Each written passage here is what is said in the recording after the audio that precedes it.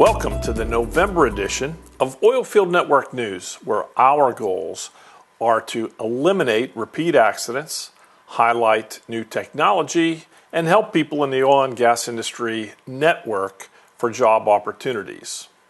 Our Avoiding Repeat Accidents this month was inspired by watching the Flipping the Barrel podcast interview with Warren Levy, the CEO of Jaguar. He talked about a company fatality and having the right training and the right equipment was not always enough. It required a proper mindset and motivation that was not present, and it turned out it required a management change to eliminate bad decisions motivated by things other than safety. The recurring theme for most of this year's safety stories has been it's by open discussions and review of accidents that similar accidents can be avoided. Thank you, Warren, and to the Flipping the Barrel podcast team for the excellent interview question. I'll share another lesson learned in a similar topic, product quality. In this case, well log quality.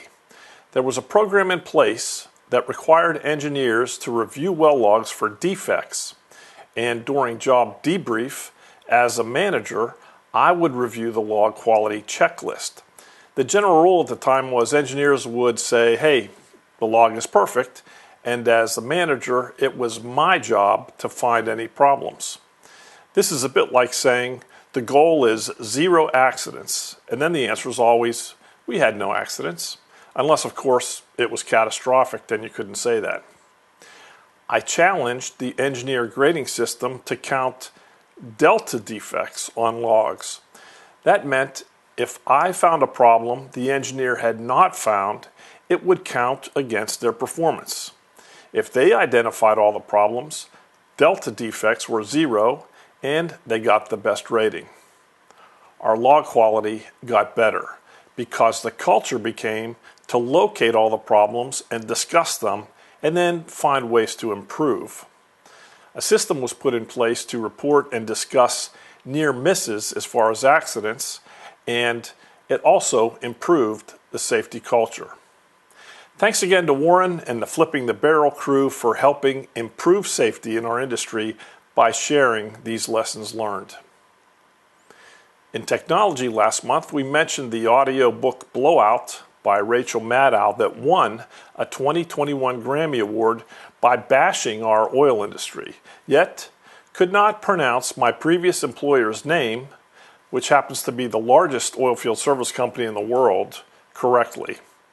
Well, since then, Schlumberger made it easier for these professional journalists by changing their name to simply SLB. I've seen 4 logo changes now in my time.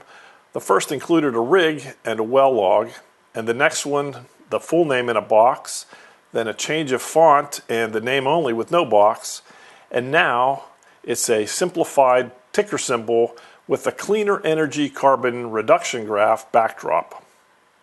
There was also a great video on LinkedIn of Kramer of Mad Money fame interviewing the SLB CEO, explaining through clean technology advancements, SLB was helping companies provide cleaner energy for a better future. It was nice Kramer got an SLB logo hardhat. I'd really like to complete my logo collection, so anyone listening with access to an XL shirt, that's my size. On the networking and job search side, back to the Kramer interview, it was interesting to learn he applied to then Schlumberger out of MIT and was not offered a job. So, don't be discouraged if you're looking and have not landed your ideal position yet. You might end up being a multi-millionaire investment advisor and get a new logo hard hat without even having to ask.